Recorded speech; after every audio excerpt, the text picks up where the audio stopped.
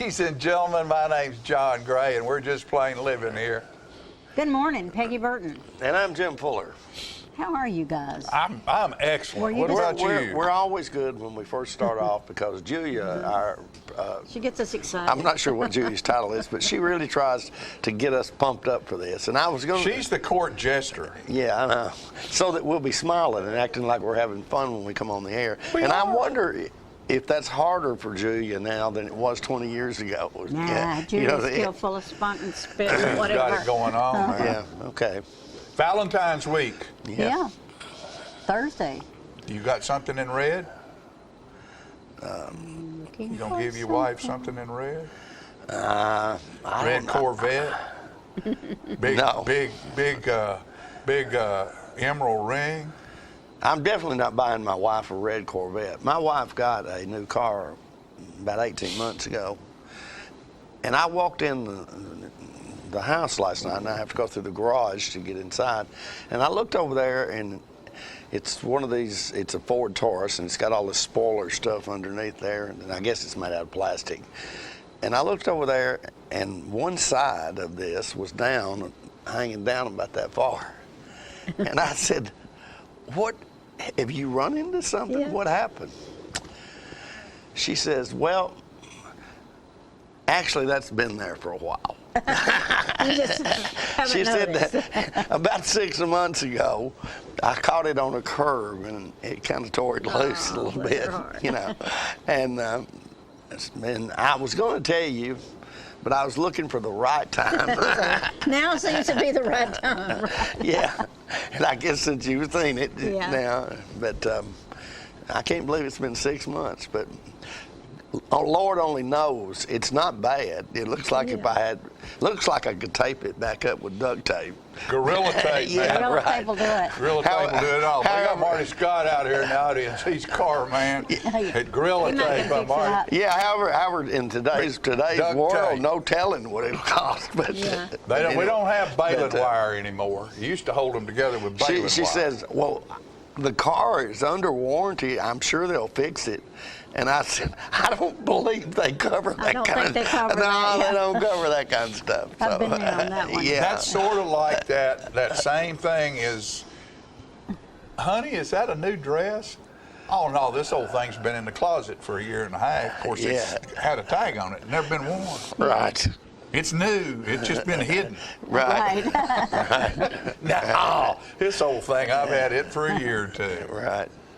Waiting for, like you say, waiting for the right moment to bring it out. Man, I'm not really sure why she would have felt that way, because I've never raised Cain about something that happened to a car. I mean, I know. I can't imagine you getting upset over that. Right. No, and we've turned. We started off with Valentine's and turned it into a nag session. All of a We sudden. did. How terrible! I know I how think I terrible took of us in that us. direction. That's right. Of us men. I guess my point was, that means I probably won't have to. Well, you don't get her a red Corvette. I'm not getting a red Corvette, probably. No. So what are you getting, Miss Fran? Oh, she's got Here you. I What am. else? What else could she possibly need? What else right? could she want? I'll have a little surprise or something up my sleeve. I tell you what, we did something that was absolutely delightful this past weekend to celebrate Valentine's. I won't say Halloween. Valentine's. We went to the Bell Buckle Cafe to the Valentine's Banquet dance Hall. with Peggy Burton and her band. You went to the banquet hall. Yeah.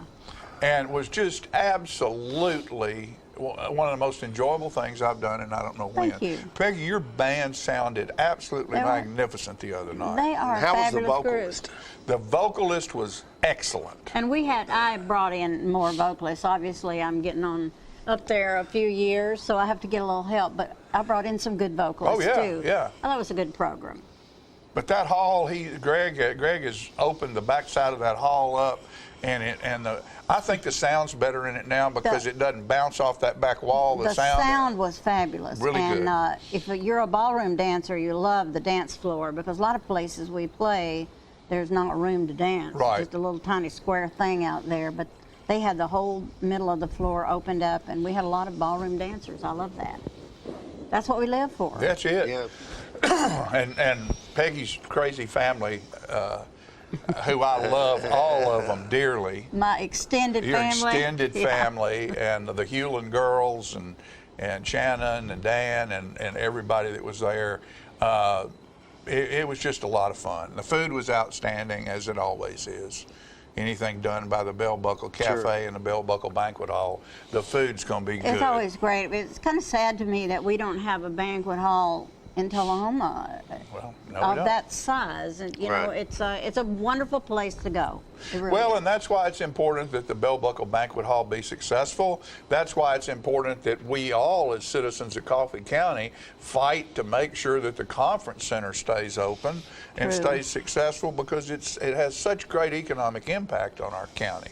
And there's nowhere to go that you want over 150 people. There's nowhere around here to go other than places like that. Right. So, we need to make sure that we support them. I agree. And thanks for coming. And it was fun. It was great fun. And, not Leah, not Lori. Kara, who is this is one of Hap Hewlin's daughters. Not Kara. Not Kara. Kara is Jim Kemp's daughter. Jim Kemp's daughter, that's right. The other two are Hap Hewlin's daughters by Marcia. And she had a thing in Murfreesboro. She's a writer and has written a play type event that she did up there where she had local readers come in. She does wonderful and theatrical work. They read love stuff. Yeah. Valentine's type stuff. I know, and I think that's the neatest thing. And had a full house they have a small theater up there in Murfreesboro downtown. They have a couple of them, and I think this one's called the Little Theater. It and is. Seats maybe 100, something like that. At the most, I would think. But they had a great time. And so speaking of that writing, I have a couple of little stories here for Valentine's, and one, I heard this story and I had to write about it. All right. It's a true story. The heart shapes placed around the house means the lover's day is near. But one heart is broken, her love has died this year. The soulmate who kept love fresh and blooming in their home, each Valentine sent roses, but now that love is gone. She worked hard to stay busy, filling up her life with things she'd not needed as a lover and a wife. But Valentine's is special, it always was for them. And no matter how hard she tries, she can't stop missing him.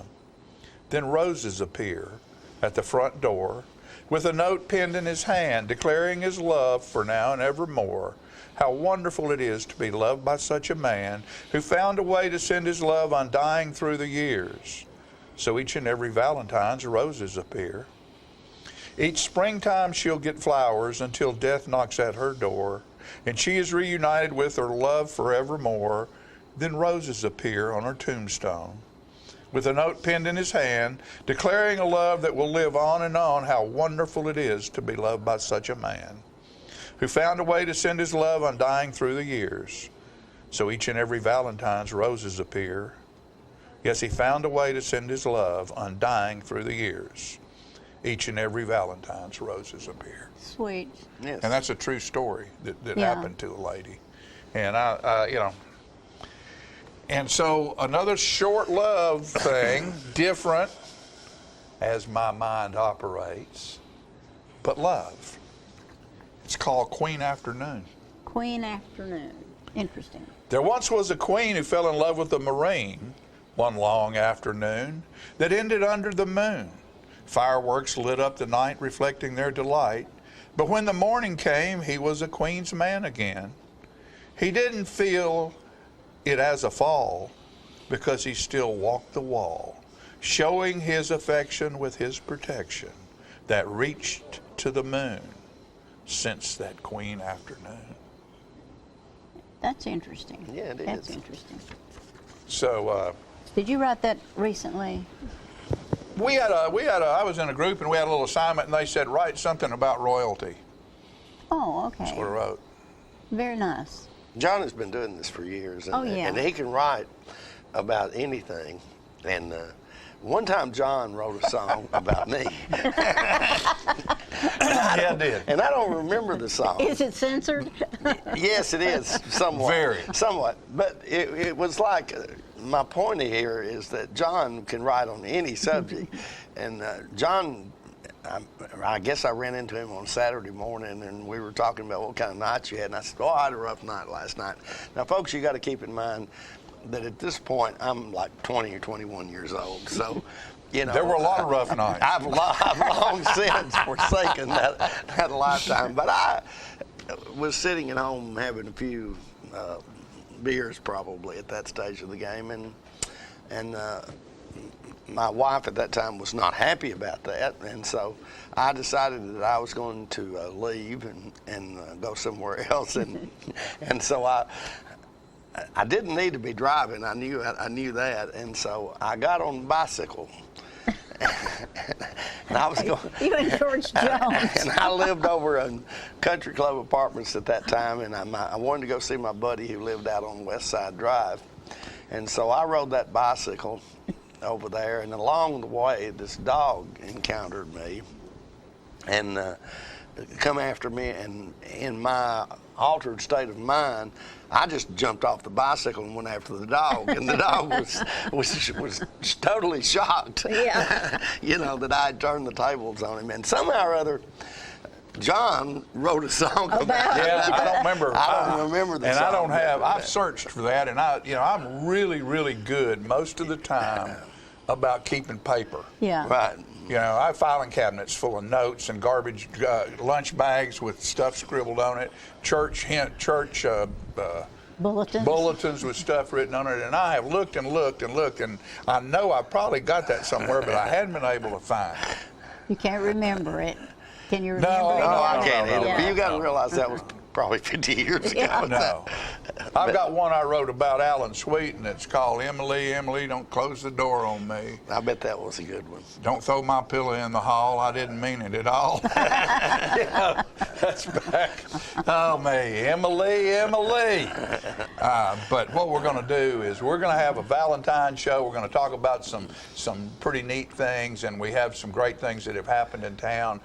We have some great events coming up. So what we're going to do is take a quick commercial break, and then we will be back with the rest of today's show.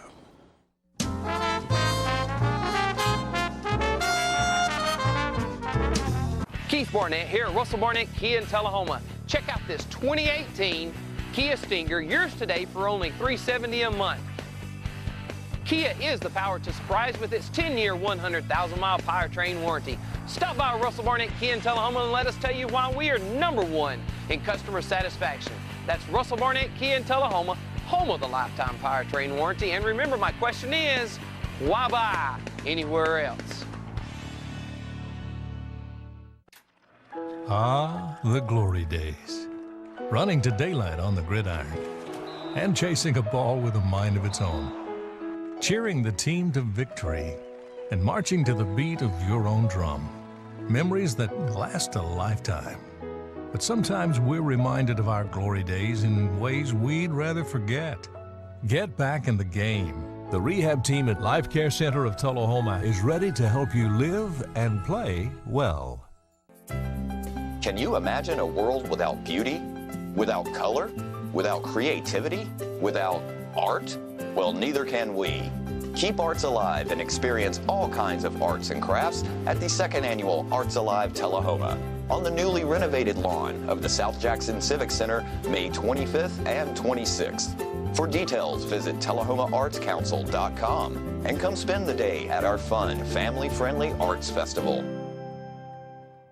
Get your news first, fast, and free with your news leader on 6 every Tuesday, Thursday, and Saturday nights at 6, 8, and 10 p.m. Local weather, sports, community calendar events, and a comprehensive look at the latest news stories and news makers as only a video news broadcast can do. Get it first, fast, and free with News Leader on Channel 6, your local information network.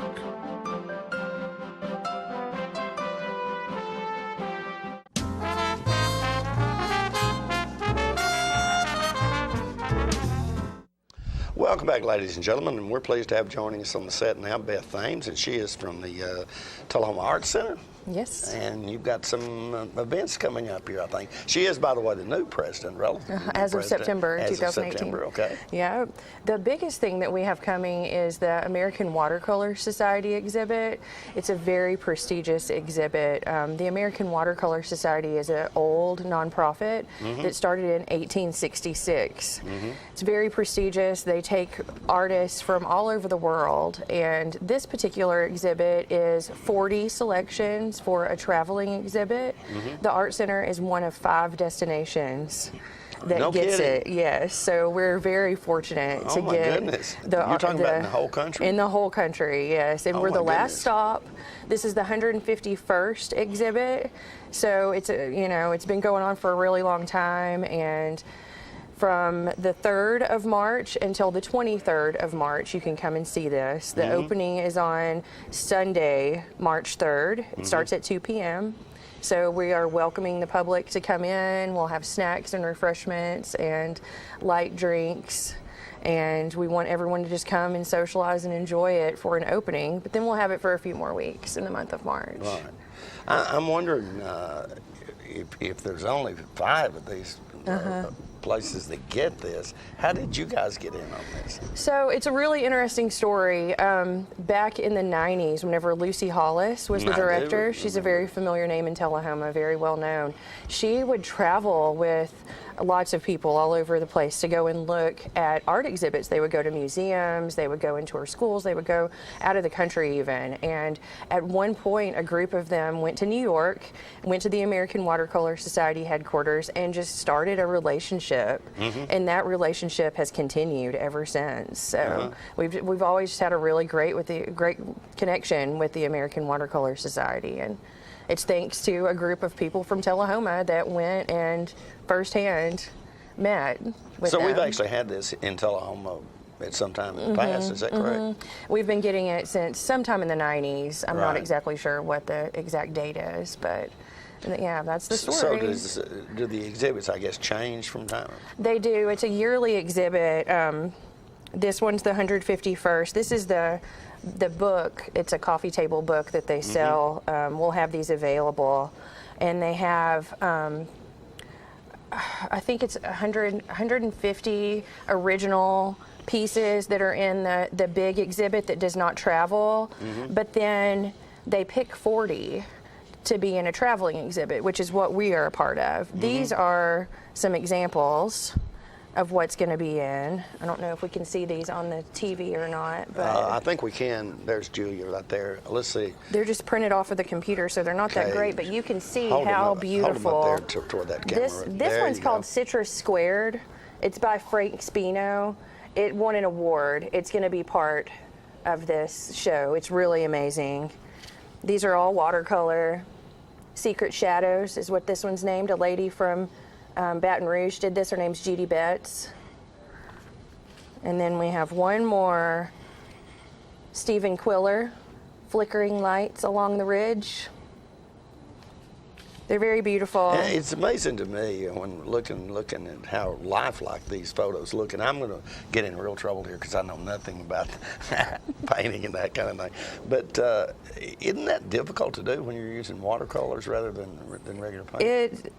It's a definite learned technique. There are many different techniques for watercolor. There are many different papers that you can use for watercolor. Everyone kind of has their own way that they like to do it. And yes, it is very, very difficult. Have you ever done that? I have. Yeah. I have. Nothing like this, but definitely I've attempted. Yeah. And are there lots of folks in this area that work? There's a lot more than you would guess. Yeah. And I'm constantly finding people that are just quietly going about their art at home and never trying to get it displayed or announce to anyone that this is what they do. There are so many quiet artists out there that just stay home and do what they do, and they do it because they love it. Right. Kind of like I bet you really love and have a passion for the arts, or you would not be in that job. That's right. I love it. That's the reason why I got involved. I started as a volunteer.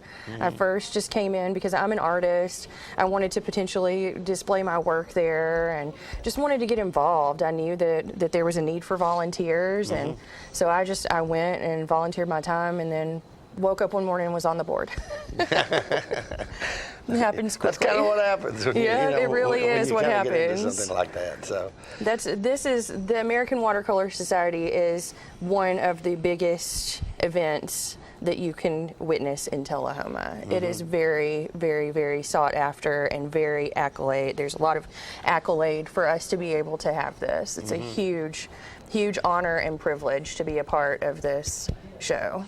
So I bet you'll spend some time yourself actually examining these. Oh yeah, these works of art here. They actually ship all of the paintings in crates, and they send us a 3-ring binder that's about this thick with all of the directions for how to unpack. So you guys actually have to display it yourself, is that correct? White gloves, and you unpack and you hang everything a certain way, and you have to report to them and let them know that everything has been done properly. Does that put some pressure on you? Totally. Okay. Yeah, totally. Okay, yeah. But we've got a lot going on at the Art Center. It's going to be a big year. Do you want to speak about some of the other events? I would love to. I would love to. We have new members on our board that are very active and are very excited to be a part of things and are doing great things with us and working closely with us at the Art Center.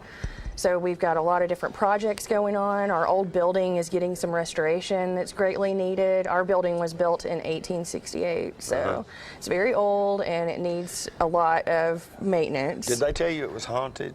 They did actually. Yeah, okay, I've heard stories about this. Right. And believe it or not, there are a lot of different ghost hunter groups that reach out to us and want to come and spend the night. And we allowed one to do it a couple months ago, and they said that they did find activity. So apparently there are ghosts in the Art Center. Yeah, well, I forgot her name now, Holland. Lucy? Lucy.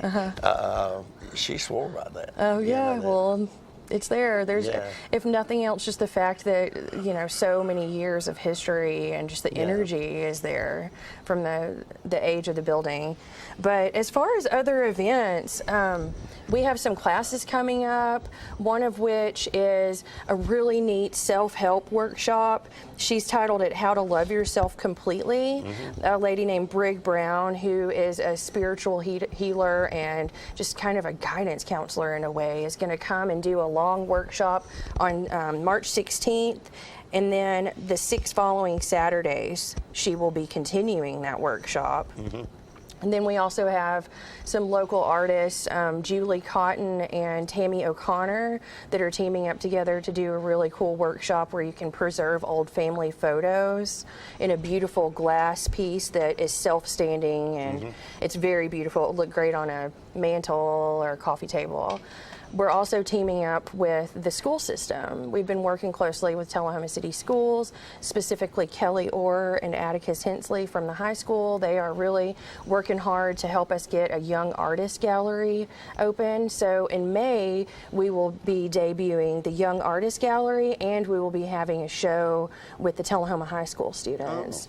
And I believe it's going to be a regional or a group in the county, Manchester and Tullahoma for the high school, not just Tullahoma, but we'll have a high school exhibit up in the main gallery, and then the younger children will be in the Young Artist Gallery. So that Young Artist Gallery is something that we're starting fresh. It's going to be month to month, and it's going to switch every month, and families will be invited to come in. We're going to be handing out a voucher and providing free admission for all families of all the children that are displaying. We're really excited to be working with the schools.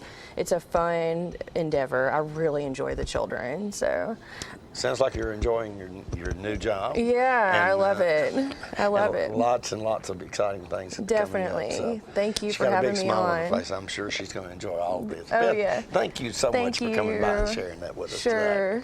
All right, we'll be right back in just a moment with more living right after this.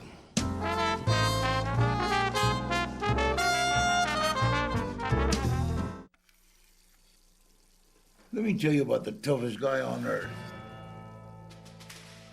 He does the work of 2 jobs, but only gets paid for one. He's tough enough to feed the man that gave him a lifetime of nourishment. He has the crazy strength to lift the man that raised him up without even flinching. That's right. No employee of the month bonus check here. This guy, no, this warrior, will always be by his father's side, even if his dad will hardly remember. Good luck finding a gym to train for that. If this guy isn't the toughest guy on the planet, then I don't know who is. Caregiving is tougher than tough. Find the care guides you need at aarp.org/caregiving. Is this the year you want to get fit? If so, check out just some of the things Tullahoma Parks and Rec has to offer. Kickboxing, aerobics, silver sneakers workouts, swim lessons, boot camp, water aerobics, basketball, Zumba, yoga, pickleball, lap swimming, treadmill, karate. Get fit, Tullahoma, and have some fun with Tullahoma Parks and Rec. When your family suffers the loss of a loved one, the caring and compassionate staff at Tullahoma Funeral Home and Coffee County Funeral Chapel are standing by to assist you in every way possible. We are proud to support local industry and offer only Batesville caskets. Many funeral homes don't own or operate a crematory. We utilize the only crematory in Coffee County. Your loved one never leaves Coffee County. We can accommodate any need and any budget. Consider our complete pre-need service to remove this burden from your family during their time of grief. Lock in today's low costs and protect from inflation. Tullahoma Funeral Home and Coffee County Funeral Chapel. Our family caring for your family.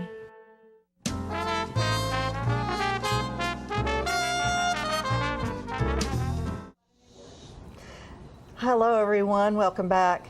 I'm Fran Gray, and I have the privilege of working with Alzheimer's Tennessee as the regional coordinator for our South Central Tennessee office here in Tullahoma. And today I have with me my good friend and a wonderful talent, Noel Clements. Noel, thank you so much for being here today. Thank you, Fran.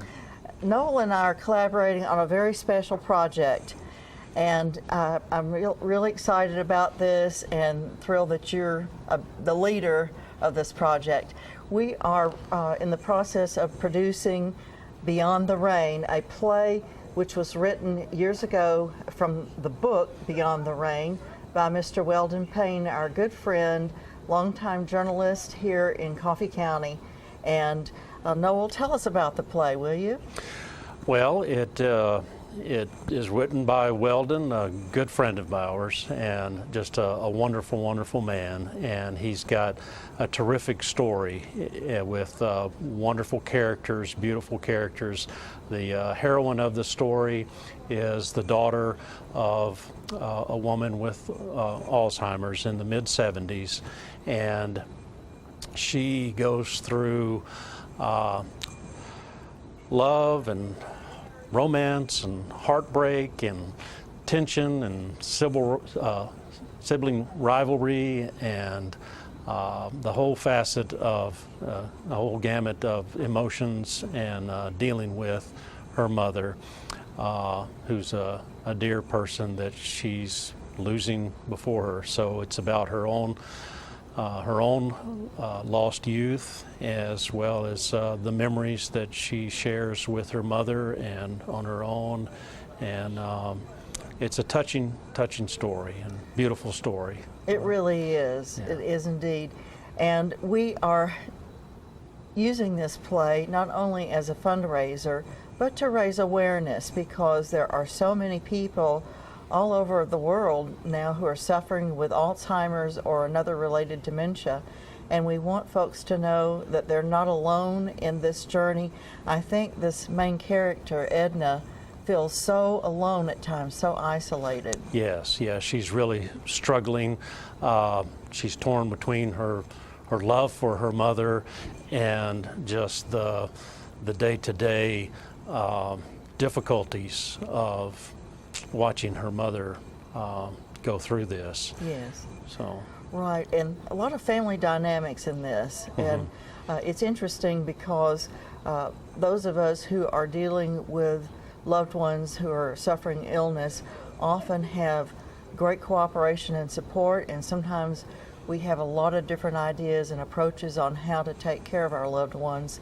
And I think this really emphasizes that Edna has the key role, and though she may be supported by some and not by others, and they feel very entitled to give their opinions on things. Yeah, so isolation is, I think, a big theme in this show for Edna, because she feels very, very alone because everybody else doesn't understand what she's going through. And of course, in the 70s, this was a time when people really didn't know much about these types of diseases. So that's right. And it's set in Alabama, is that right? That's right, South Alabama. So it's a Southern play by a Southern writer, and we claim him as our own here in Coffee County now. So. That's right, that's right. Well, this play was performed 10 years ago. That's correct. Yes. And we're so glad we could revive it for Alzheimer's Tennessee. And it's going to be performed at the Manchester Arts Center. Right. March 1st, 2nd, and 3rd. And tickets can be purchased online. They can be purchased the night or day of the performance. The Friday and Saturday nights will be at 7 o'clock, and we'll have a Sunday matinee, 2 o'clock, there at the Manchester Arts Center. And we're just really thrilled to have support. We now have sponsors in Al White Motors, People's Bank and Trust Company, and Farm Bureau of Coffee County. And we appreciate those sponsorships so much, and we hope that people will come and they'll see the humor. It's a very serious play, obviously, but there's a lot of humor in it too. Yes, yeah, I think that all theater goers will enjoy this, because there's so much that's relatable to everyone, and in a lot of ways, because you'll enjoy the tragedy and the endurance of this character in particular. So. That's right. Carolyn Bradford, who portrays Mama, is just masterful, I think. Absolutely. She really captures the spirit of Mama, I think. She can be so sweet and demure one moment and very agitated and angry in the next, just like the disease. Yeah. So all the actors we're so grateful for, and they're doing all this on a volunteer basis, as you are, and Alzheimer's Tennessee thanks you for this. If anyone has any questions, feel free to call us at 931-434-2348, and we will be glad to talk with you. We will have a time for question and answer after each performance. So thank you, Noel, for being with us today. Thank you and for thank having you for me, all Fran. you do. Yeah, we thank you. appreciate you. Thank you. Thanks.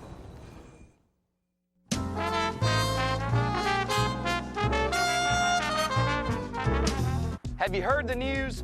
Russell Barnett Automotive family has launched its new website, russellbarnett.com.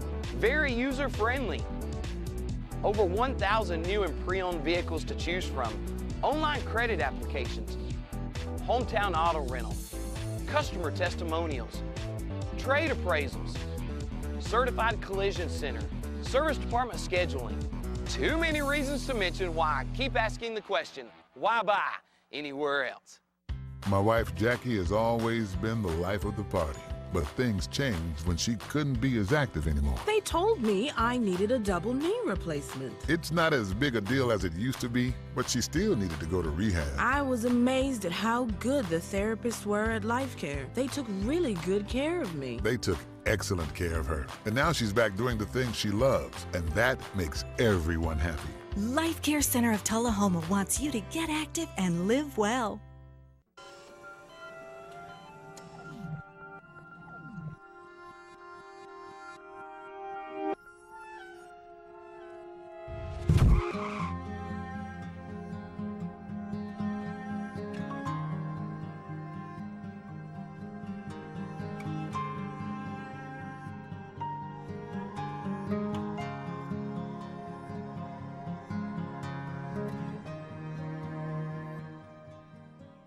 So you've been meaning to do something healthy, commune with nature, get outdoors and meet new people. We have the perfect solution. Come hike with us. You can find a Tennessee Trails Association chapter near you, including Clarksville, Columbia Franklin, Highland Rim, Jackson, Knoxville, Oak Ridge, Memphis, Murfreesboro, Nashville, Plateau at Crossville, and Upper Cumberland. We're on the web at TennesseeTrails.org. It's fun, it's stress-free, and it's good for you. See you on the trails.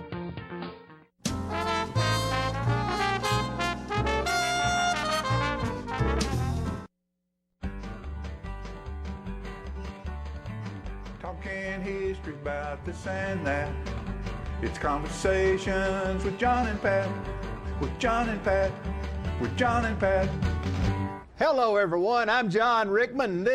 I'm Pat Welch, and we're here with Conversations of John and Pat, segment 38, John. Ain't it great? Oh, it's great. And it's been great. We've had a little bit of off time because of surgery. Downtime. Had a little surgery. John had a little shoulder surgery, and we're so pleased to be back together and with our many fans. And my guitar playing never has been great, but it was worse during that time. So I decided to wait till this time. I'm going to do a little song, Pat. This is going to be great. This is about a little prayer. Now I lay me down to sleep. Everyone's heard of that little prayer. Hopefully you were taught that by your parents when you were young. And I made a little song about it one time, and this mentions my mother. And as I sing this, I want you to know that I'm going to tell a little bit about my mother in a minute because she's turned 100 years old. A great centennial lady.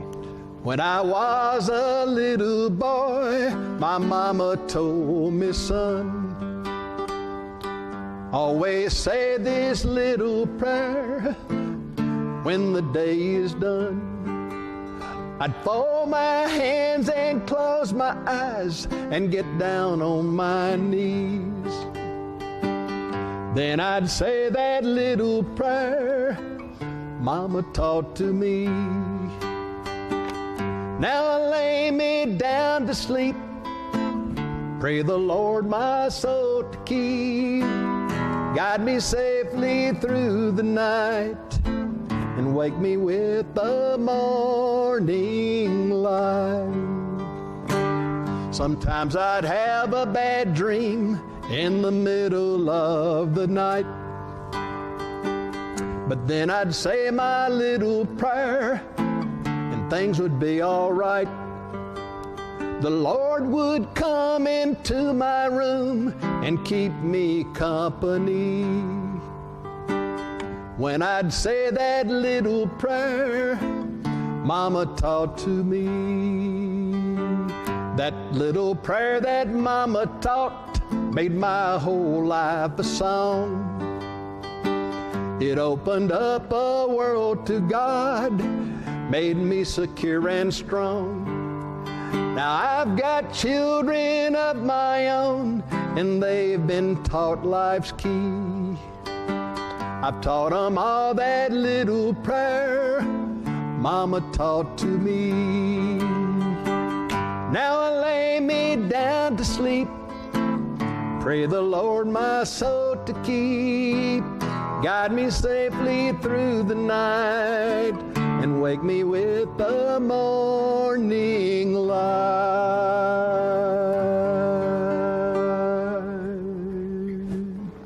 John, that was fantastic. Thank you. Fantastic. We've got one person that likes it because I heard them clap. Do a little background clapping. But which was genuine. My mother, Katherine Rickman, and Philip, can we show the pictures there? That was back in 1940, and my sister had just been born. That's my father on the left, and that was, she was a pretty young lady. My daddy, a handsome young man back that time, and they were proud of my sister. I think after my sister and I was born, and then my brother was born, I think that was quite a disappointment to them, that we didn't achieve some of the academic and social levels that my sister had, but it was. Well, a lot of times, I'm the oldest child in my family. A lot of the younger ones wish they could have done as well as me too, John.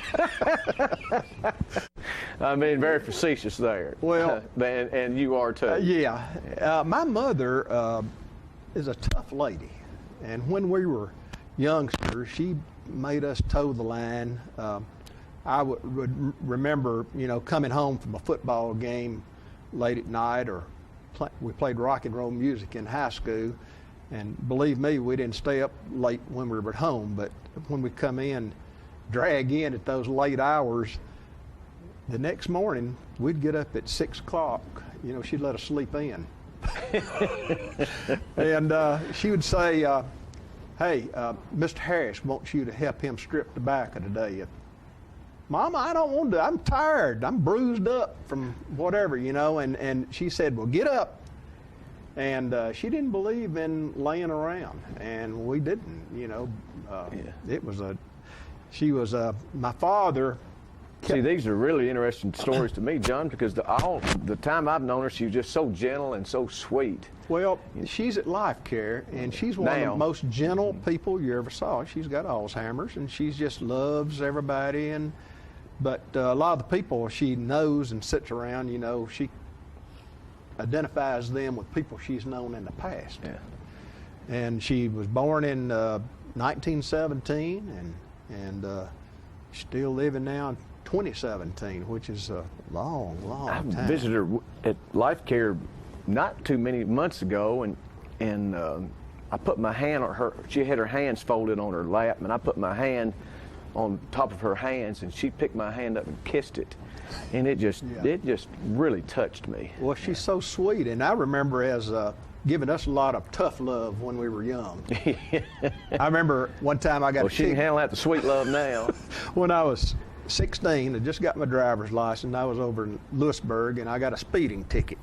Well, I was going to hide it from my parents, and especially my mother, because I knew she'd go wild about it, They might let me not drive anymore, wouldn't let me drive anymore. So I got a guy to carry me over to Lewisburg, and he had enough money to pay my fine should I need to, to do that. A little help. So I had to go see Judge Patterson. I don't know how it's done now, but back then you go to see the judge. And Judge Patterson, he talked with me, said, how you doing? You play football over Chapel Hill, I understand, and everything. Yeah, you good-looking boy, and how's your grades and this and that. Your dad, he's doing all right too, I suppose. Yes, sir. And well, does he know about this ticket you got? I said, no, sir. He doesn't. And we'd rather not know. He said, well, I'll tell you what I'll do. I'll tear this up if you tell him. Now, I'm going to ask him. I see him around Lewisburg because my father worked in Lewisburg. He said, and I'm going to ask him whether you told him or not. So I went home, and that later that afternoon when Daddy was there, he was down at the barn milking, and I walked in and I said, Daddy, I got a ticket, and Judge Patterson wanted me to tell you that I got one. First thing out of Daddy's mouth was, don't tell your mama. Well, aren't you glad the judge just required one parent to be told? Well, she was tough on us, and she was a good lady, and everybody needs one tough parent and one sort of forgiving parent in a relationship like that, and she was the tough. Another thing, one of my best memories ever, I've told, I think this on the show before about their playing the piano, but yeah. We also went to a church, to the Methodist church with her, and I can't remember why we were over there on Sunday morning, Well, John. you had Mark, he was from First Methodist Church here in Tullahoma that went to Chapel Hill, become the senior pastor. Right, and your mother she was in great shape then, but she was already sweet, and we were trying to figure out who was going to sit where, and to be honest, I was trying to see if I could sit by her and knock you out to make a good story. And she realized what was going on pretty quick, and there was another older lady with her, and she got right both of our faces and said, boys, I want y'all to meet my pew buddy, which meant she's going to sit beside me and nobody else. I've never heard of pew buddy before, but it came out of her mouth. That's original, and I think something ought to be done with pew buddy. I don't know where it goes from there, but that's a great. It was a great line and another great memory of her. But my mother, 100 years old, she had 5 siblings, younger than herself, and she's outlived them all. So anyway, happy birthday to my mother. She won't see this or remember it if she saw it, but we still love her and glad we have her around. She was a great lady and been a great influence on you, John, which makes her even greater. Well, we're glad to talk about it, and we'll be seeing everybody next segment. And that's be the conversation with John and Pat, and this was 38, and we certainly hope that management will let us go to 39. Thank you. Talking history about this and that. It's conversations with John and Pat, with John and Pat, with John and Pat.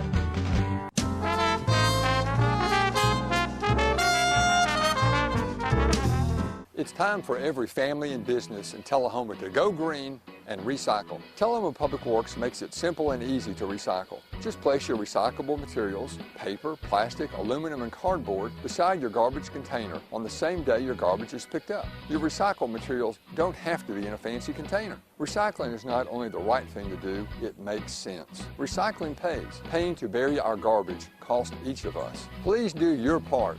Let's go green, Tullahoma, and recycle. Hi, I'm Cindy. And I'm Jacob. I'm the Rooster. And I'm the Red Maiden. And we would like to welcome you to Brewster Ware. Yes, Brewster Ware is a cottage industry producing accessories for men, women, children, babies, and pets. All items are hand cut and sewn locally. Brewster Ware specializes in bow ties, pocket squares, scarves, cufflinks, neckties, and aprons of all sizes for all ages. Baby products include onesies, diaper covers, bibs, and burp pads. All bow ties, tie it yourself or pre-tied, come with an adjustable neckband. All products can be made with the material of your choice, as special orders are available upon request. Don't be standing back looking at fashion. Create your own with Brewster Ware. Come visit us at roosterandredmaiden.com to find our handcrafted designs for the cock of the walk.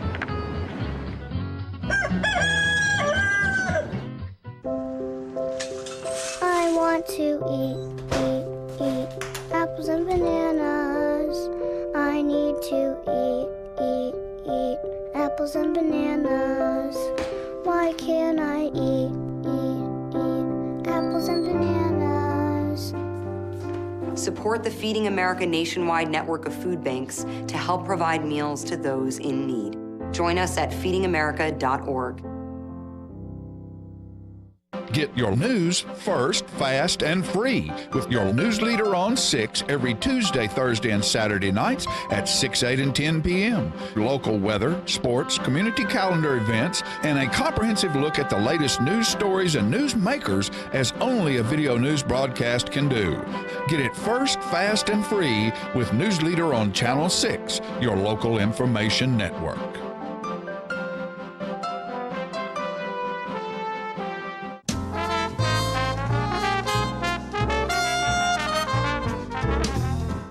Welcome back.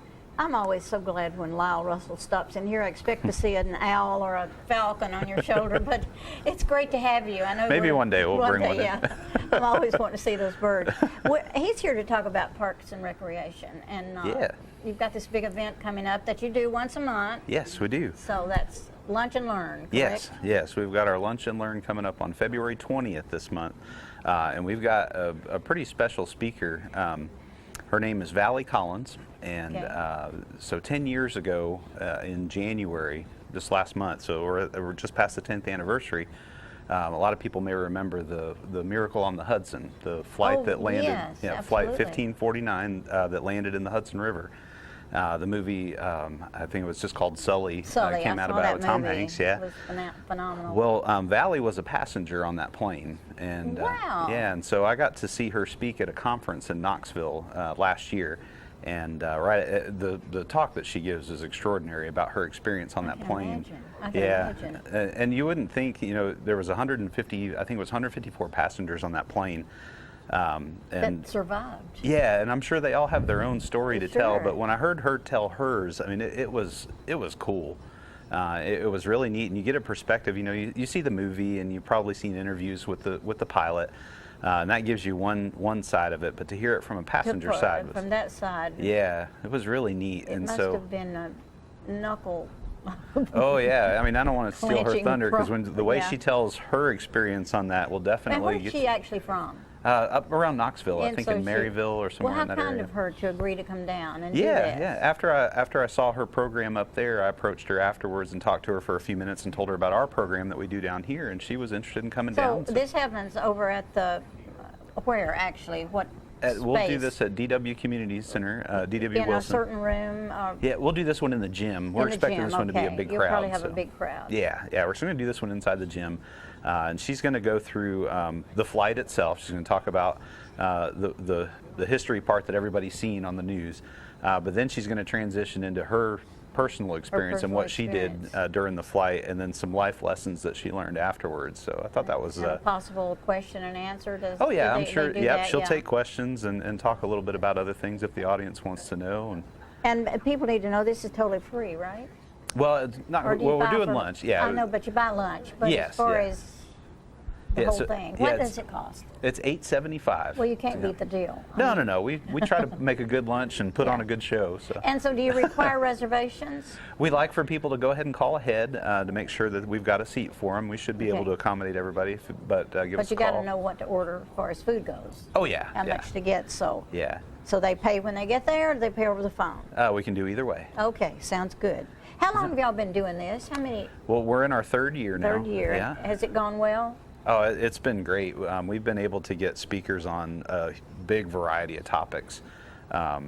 We've ranged from the history of beer, brewing, to having live animals, birds of prey. Now we've got this person from a historical event, and of course Dr. Bradley does our anniversary program. He is an amazing individual. Yeah. How much stuff he's got in his head. He's one of the best storytellers. He really is. Yeah, so he does our anniversary. He did our very first one, so we invite him back on our anniversary every year to do another program. So, I know it's lunch and learn, so it starts actually at 11, 12, what time does it start? Yeah, we try to get the lunch started serving between 11:30 and 11:45, and then the program will start right at noon. Okay. So people can eat while the program's going on. So you'd need to get there early, and it's a good idea to call in and get a reservation. And there's all the information on the screen. So all you do is, I guess, go to Facebook or go to Parks and Recreation, find a phone number. Yeah, you can give us a call at 455-1121, and we'll be glad to answer questions for you. How hard is that to remember?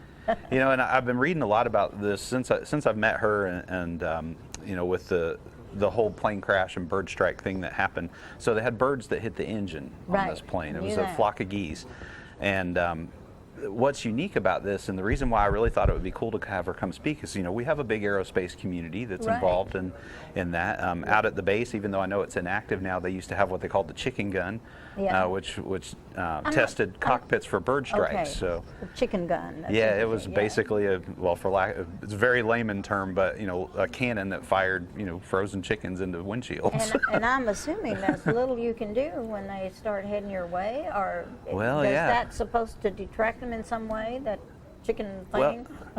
Well, not really. Well, I guess not necessarily that, but it helps test the cockpit strength and tensile strength for some of the materials, so when they do have a plane that gets hit by a bird. And there's some other local connections too. There's a kind of a bizarre one. A friend of mine, he's a master falconer down in Winchester, and he had a bird. It was an Aplomato falcon, and he was contracted with the Nashville airport. He takes his bird in there and he gets rid of all the nuisance birds, like the starlings and the pigeons and stuff that roost inside the terminals. And so I started doing some research on that even before I met Ms. Collins. And airports all around the country, have different methods for getting rid of some of these birds and trying to clear them out. They really try for the non-lethal methods, but sometimes they have to resort to getting rid of some of them. So the falcon will come in and get rid of those birds? Yeah, the ones that it doesn't take, for its own food, it'll scare off. They don't like to hang around when those birds are there. Because they know they got somebody after them.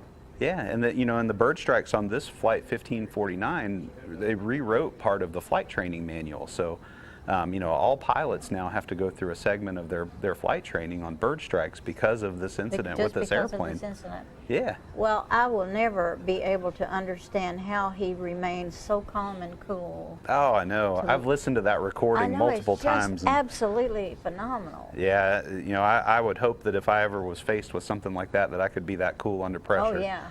But it's an extraordinary story. Or you would have Sully in the cockpit. Yes, yeah. I'd rather have him yeah. to my right if I needed to, or him to my left if I needed to land a plane in a river. It would be, you don't have to tell me, but it would be interesting to know, surely people panicked.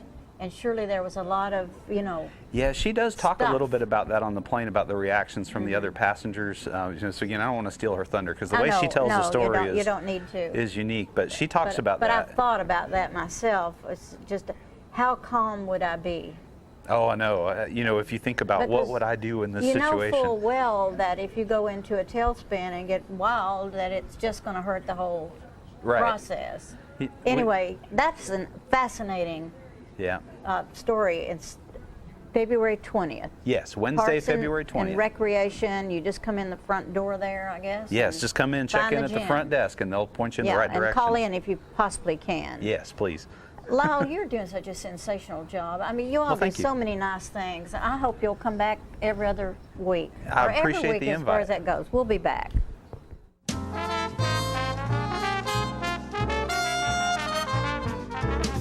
Smoking tobacco accounts for 3 of every 10 fire deaths in the United States.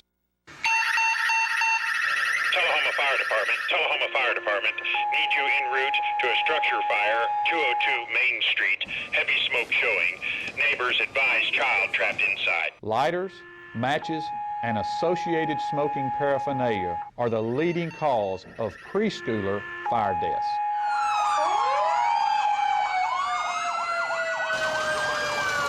We as firefighters know that most structure fires can be prevented. I've got one! Command, this is primary search. We have a victim. Need EMS to meet us at the front door. Please help us to give you a fighting chance. This can be prevented. Contact the Tullahoma Fire Department for a free home safety inspection. What's a Tennessee vacation? It starts off like any road trip, and then, boom, adventure and thrills everywhere you look, which happens to be some of the most beautiful scenery in the country. Music here, history there, and all kinds of green in between. Come relax and unwind, or bring the crowd for some stargazing, or stargazing. Whatever you do, come hungry and expect an awesome soundtrack. It's all right here in Tennessee. We're playing your song. For a free vacation guide, visit tnvacation.com. Get your news first, fast, and free with your news leader on 6 every Tuesday, Thursday, and Saturday nights at 6, 8, and 10 p.m. Local weather, sports, community calendar events, and a comprehensive look at the latest news stories and news makers as only a video news broadcast can do. Get it first, fast, and free with News Leader on Channel 6, your local information network.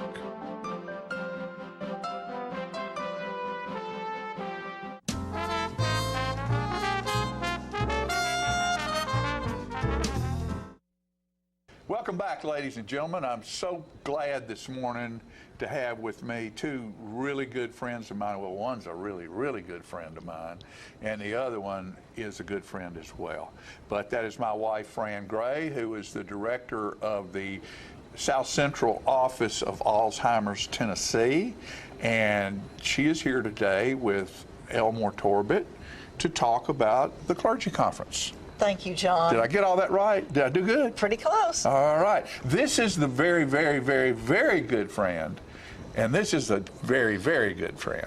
Hey, John. She got one more very on you. Yeah, I see. Yeah. I see. I'm not jealous. No. So explain the clergy conference to us, Fran. Okay. Alzheimer's Tennessee has an office here in Tullahoma, and we are working toward having a clergy conference next week, February 19th. And we invited Elmore Torbert Jr., who is the pastor of the Mount Zion Missionary Baptist Church. Right here in Tullahoma. Right here in town. And some other clergy friends and lay people in faith communities to join with us to plan this event. And they have really been diligent and faithful, if I may say, in planning this event. We recognize that our community and the church communities are affected by Alzheimer's and other related dementias, and we want to help prepare faith communities and the community at large for what's coming and how we can support one another. So, Elmore, how has it been meeting with other clergy and lay leaders? It has been very eye-opening. Number one, when we get together and we have these community coalition meetings, it has been very, very intriguing to hear the stories of parishioners, pastors, laity, and how they're working together to help facilitate the care of those who are dealing with dementia, Alzheimer's, and all the various diseases that goes with it. And we also brought up something that was really important. The family is so affected by caring for the loved one that sometimes they don't get enough support. And it's a shame for them to be a part of a faith-based group, to be a part of a church family or a part of some synagogue or what have you, and not receive enough support from the body of Christ or from the religious faithful followers. And so we're going to try and see next week, we're going to see how the church or how a religious organization can support the family of those who care for those who are dealing with Alzheimer's or dementia or the various diseases thereof.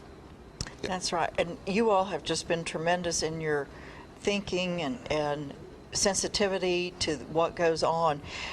Oftentimes, I think when we have problems, we often turn to our faith communities for love and support, definitely prayer support.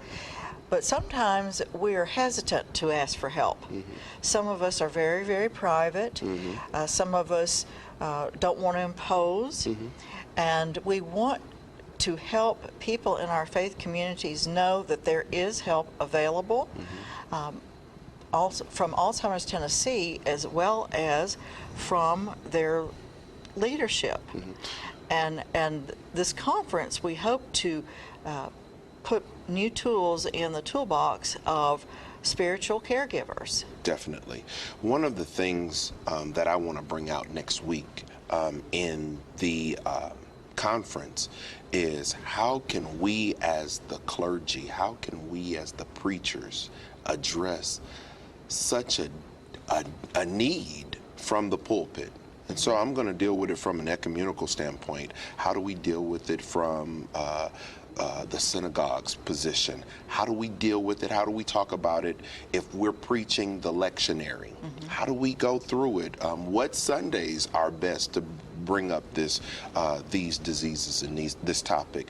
I'm going to talk about it from a Protestant position. What do the Baptists and others do, non-denominational churches do? How can they present material in a manner that people feel comfortable to address it, to deal with it, and to understand that God is definitely in the midst, even with this heinous disease. Yes. One of the things that I've been studying and I've been working on is in John chapter 3, Nicodemus comes to Jesus by night, and I think that everybody has a little Nicodemus in them. Everybody is a little timid, shy. They don't want to be seen or have their business exposed. But Jesus was so caring that he took him even at night and dealt with the situation and talked to him on a level where he could understand. And I think that's where we as clergy we've got to start. We've got to start with the powerful, pressing sermon, but inside of that sermon, put in there some things to let people know that at your wit's end, you can come and talk to me, because I do not want the family to fall out because you did not know who to talk to and who could give you the tools to put in your toolbox, as you just said, so that they can live successfully and deal with their loved ones' illness. Well, I think that's a wonderful plan, and it's much, much needed. So we're going to have this conference on Tuesday, February 19th. It will be held in the Fellowship Hall of First Christian Church here in Tullahoma. It will begin around 8:30 when we'll have coffee and greetings and networking. And then the first lecture begins at 9 o'clock, and Dr. Mark Lee will be speaking from a medical standpoint. And then Elmore will be speaking from the church's perspective. From the church's standpoint, yes. And then they will be followed by Jack Kennington, who is a grief specialist. And as we go through this long disease process, there's a lot of grief and a lot of change. And I know that Jack is going to help us be prepared and equipped to deal with these changes in his remarks. Then we will have a panel discussion and lunch and wrap up about 1 o'clock. So we encourage all clergy in the area. Again, it's ecumenical. It's not attached to one particular denomination. We're going to have good discussion around the tables, and it's $20 to register, and that includes your food and your materials. And we're very honored to have Elmore, Dr. Lee, Jack Kennington, and then in our panel discussion, we have Deborah Johnson, who is a caregiver, and Margaret Henderson, who is PhD in nursing, and Dana Powers. I'm sorry, I always want to call him Dana Powers. It's Dana Brooks. And Dana is a music minister in the Methodist tradition. That's right. And Janice Wade Whitehead, our CEO and president, will be interviewing them and discussing practical tips. Awesome. So, I'm please, excited about it. Oh, I am too. And we encourage people to get online at Alzheimer's Tennessee to register, or they can call me at 931-434-2348. If you have any questions, please give us a call. We want to help you and help all of our friends here in Tullahoma and the area who are dealing with Alzheimer's and other dementias. Thank you so much. All right, thank you, John. And yeah, thank you for being here, but I want to add one more little piece to it. The clergy is the obvious, and the church is the obvious spearhead to use to be in the forefront of this battle. But the lay leadership is welcome. Yes. If you're not involved with the church and you have a problem along these lines, anyone is welcome to come to this and learn. And as the churches become more involved and their congregations become more involved, we hope those threads will reach out and surround everyone in the community to be involved as well. Yes. Because it might be a neighbor of yours. You just really don't know. And thank you so much, and Alzheimer's Tennessee, for coming and starting this office in Tullahoma to where there is in town, on hand, and hands-on people to help you if you're going through these situations with your problem. Caregivers, care for yourself as well, or you won't be able to care for the ones you love.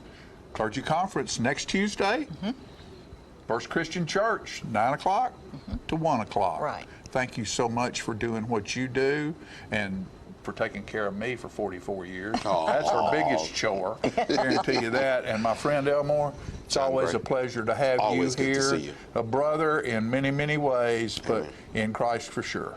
Amen. All right. We'll be back after these messages.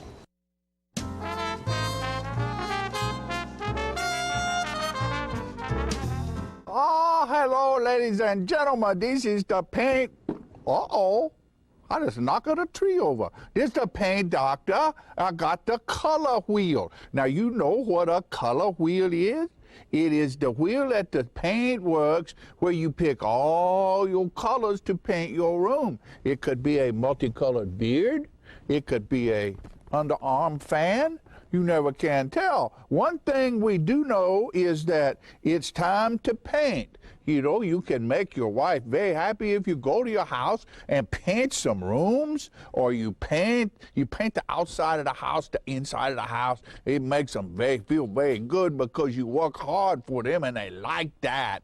All women like to see their man sweat, you know? They do. Honeydew is what they do. And you get to do it too. So you go to the paint works at 1960 North Washington Street and you see David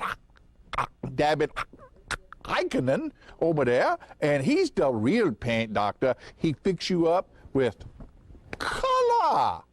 It's so nice when the color is right.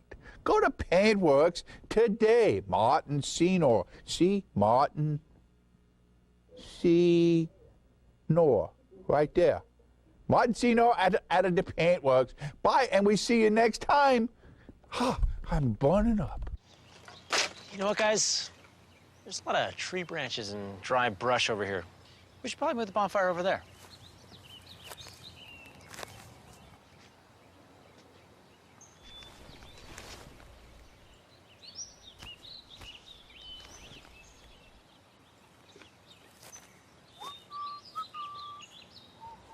I'm guessing Smokey liked that idea.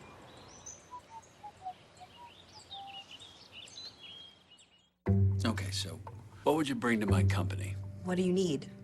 I need problem-solving skills. I got through high school without a car, a phone, or a computer. No college degree, though. Not yet, but life's taught me a lot, and I'm ready for more. Well, you're not the typical kind of candidate that I hire. But you are exactly what I'm looking for. Your company could be missing out on the candidates it needs most. Learn how to find a great pool of untapped talent at gradsoflife.org.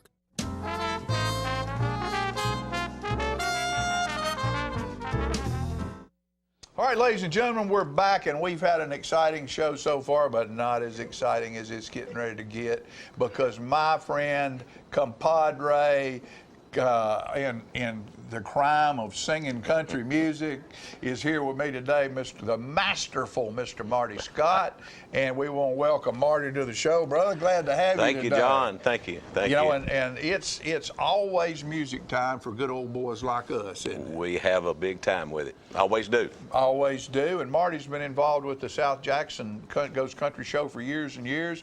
And he and his daddy at Leland, they used to come to sing karaoke with us at the telethons at the Legion. It just goes on and on and on. But Marty's here to talk about an event that started 3 years ago. 3 years ago. 3 years ago. And that's with our friend Troy Durham. When his wife passed away. Andrea passed away, and they're doing this.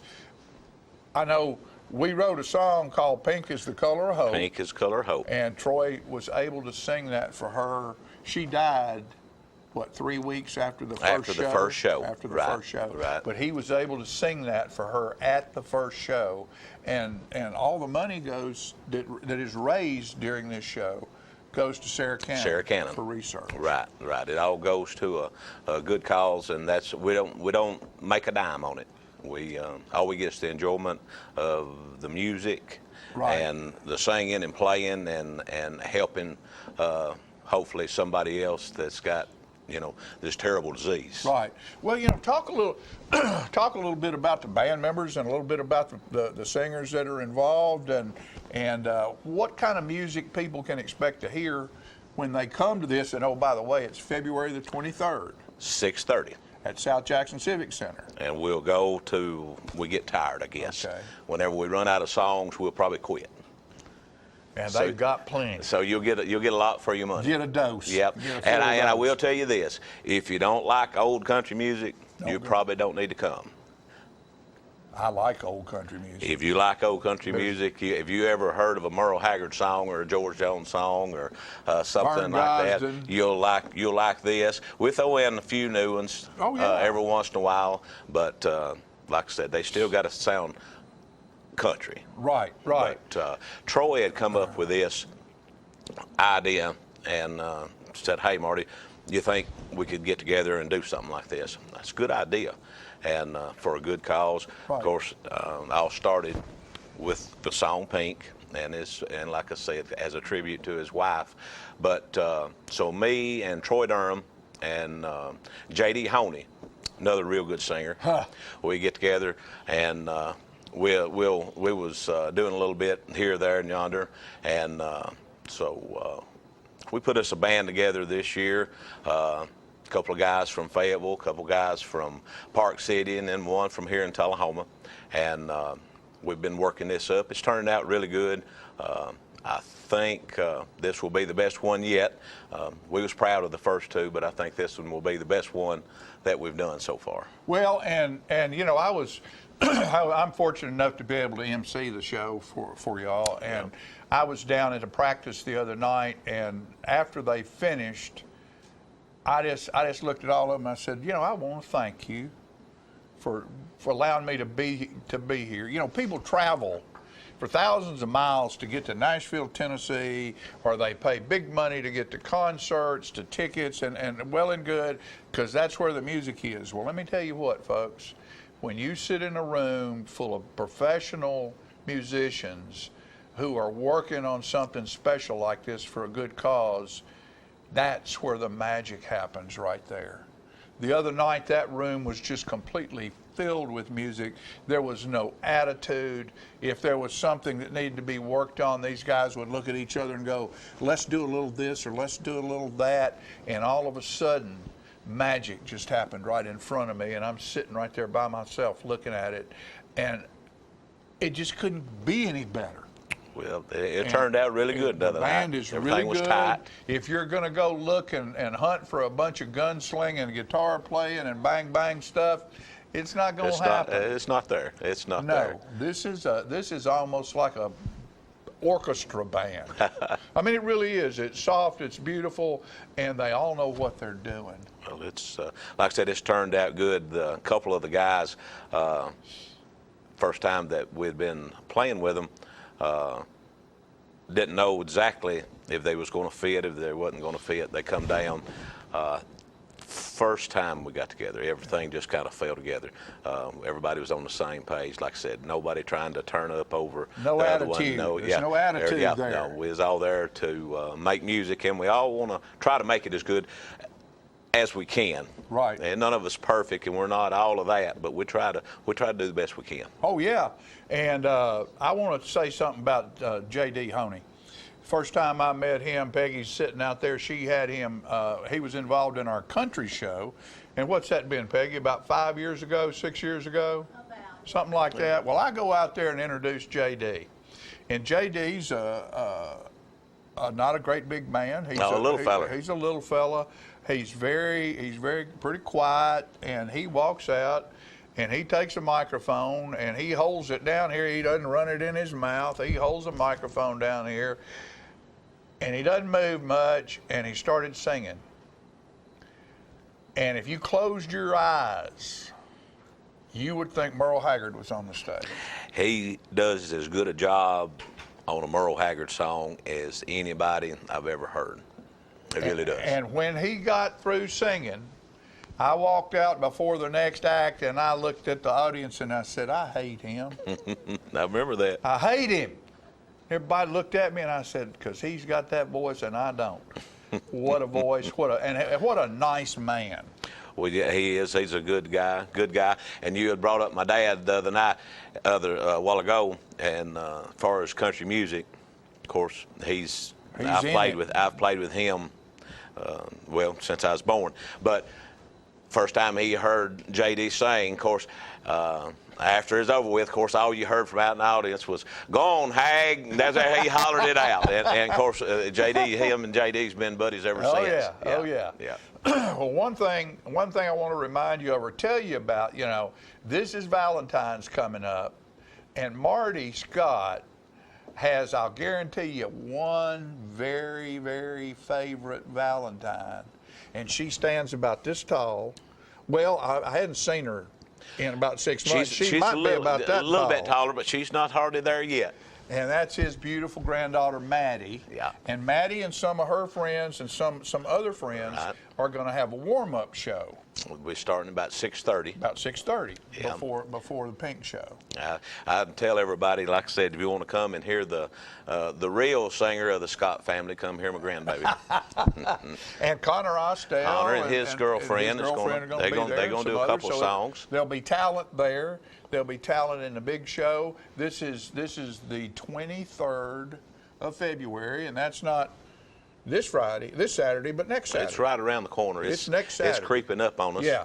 And so, what's the ticket price? I think the tickets are $20. I think, but there again, it goes for a good cause. Yeah, it goes for, like I said, we don't keep a dime of it, and there'll be some stuff donated and silent auctions, intermissions, and whatnot. You'll have a big time if you come out. I promise you'll have a lot of fun. All right, Marty Scott, it's always a pleasure. Thank you, John. Buddy, I appreciate to be it. here with you. All right. I respect and respect you, and I'm very proud of you and how you conduct yourself and the way you sing. I wish I had his voice too. We'll be right back after these messages.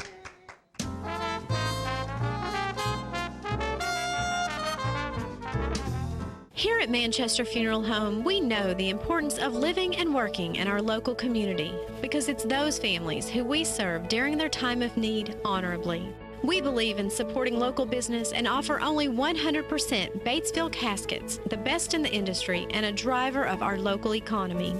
If you want straightforward and fair pricing while working with the people you know, choose Manchester Funeral Home, serving your community since 1932. And pre-planning and pre-funding can be the best gift you ever leave your loved ones. Call us to pre-arrange. Manchester Funeral Home. Our family caring for your family since 1932. If you want to be a parent, it doesn't matter how you play, what you wear, how you dance, or even what direction life takes you. You just need to be there. You don't have to be perfect to be a perfect parent. Thousands of teens in foster care don't need perfection. They just need you. How long has it been since you raced a cheetah? Are your tornado creating skills getting rusty? Tired of being the only one in your neighborhood who hasn't built a dinosaur? Sounds like it's time to visit the Hands-On Science Center. The Hands-On Science Center is an indoor science playground. In this museum, please touch is the rule. Join us for weekly science demonstrations on space, lasers, lizards, rocks, and a whole lot more. No two visits are ever the same, so visit often to see our ever-changing exhibits and demonstrations. The Hands-On Science Center, 101 Mitchell Boulevard in Tullahoma.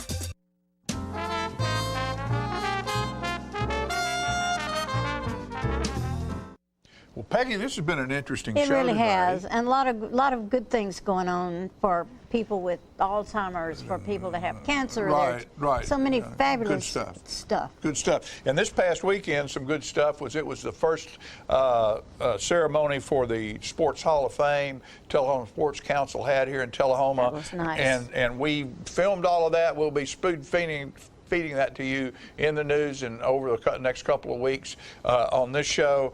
But a couple of the people that were inducted were Antonio London and Jamil Northcutt, and we're going to bring you video of that right now, and we'll see you next time. Our next inductee into the Tullahoma Sports Hall of Fame, sponsored by Flexa Fitness, is Mr. Antonio Monte Stick London.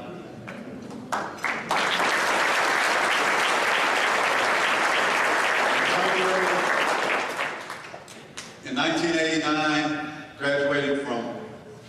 attended Tullahoma in 1989. Antonio lettered in basketball, baseball, football, and track at Tullahoma High School. In 1987, he was the state champion in the high jump and the #1 football recruit in the state of Tennessee when he graduated from Tullahoma High School. In 1992, he won a national championship at the University of Alabama, which was noted for its strong defense. Alabama led the nation in fewest points allowed during the regular season in 1992 and prevented #1 ranked Miami from scoring an offensive touchdown in the Sugar Bowl for the national championship. Notable teammates on that national championship team of Antonio's was Dabo Sweeney, the head coach of the national champion Clemson Tigers. The head coach of that Alabama team was Gene Stallings. Antonio was drafted in 1993 by the Detroit Lions in the 3rd round, the 62nd overall pick. He played for Detroit at linebacker from 1993 to 97. In 98, Antonio played for the Green Bay Packers. His career stats include 76 games played, 13 sacks, 78 solo tackles, and 7 forced fumbles. After retiring from the NFL, Antonio opened a facilities management company in Pelham, Alabama. He coaches football at Pelham High School and hosts free football camps. Accepted on behalf of Antonio is Mario Brassman. Well, let's hear it for Antonio London.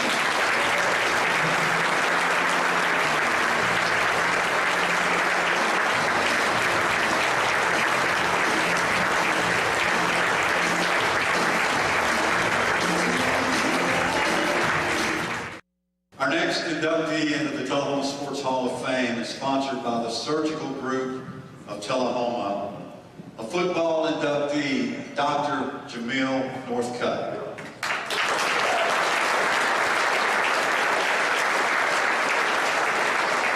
Jamil attended Tullahoma from 1996 to 99. He was a linebacker, tight end, and fullback, and a 2-time All-State selection. In 98, he was the American General Mr. Football Lineman of the Year in Class 4A, the Tennessean Defensive Player of the Year, and a member of the Tennessean Dream Team. In his junior and senior years combined, Jamil had almost 350 tackles, 18 quarterback sacks, 2 fumble recoveries, 4 caused fumbles, and 2 pass interceptions. He lettered in football, basketball, and track at THS. Jamil attended Ole Miss from 2000 to 2003, where he played linebacker for the Rebels. In 2003, he was awarded the Chucky Mullins Courage Award, and he wore that prestigious number 38 jersey. Jamil was selected to the American Football Coaches Association and the SEC Good Works team in 2003. His Rebel teams made 3 bowl appearances and won the Cotton Bowl in his senior year. He played in every game his final 2 years and made the Southeastern Conference Academic Honor Roll all 4 years. Dr. Northcutt has held numerous roles in professional and college athletics. He was an intern with the SEC, player development coordinator for the Kansas City Chiefs, assistant athletic director for internal operations at Ole Miss, director of player engagement for the Cleveland Browns, director of football administration for the NFL, assistant director of enforcement and football development for the NCAA, and Jamil is currently the vice president of player engagement with Major League Soccer. Our current inductee to the Tullahoma Sports Hall of Fame, Dr. Jamil Northcutt.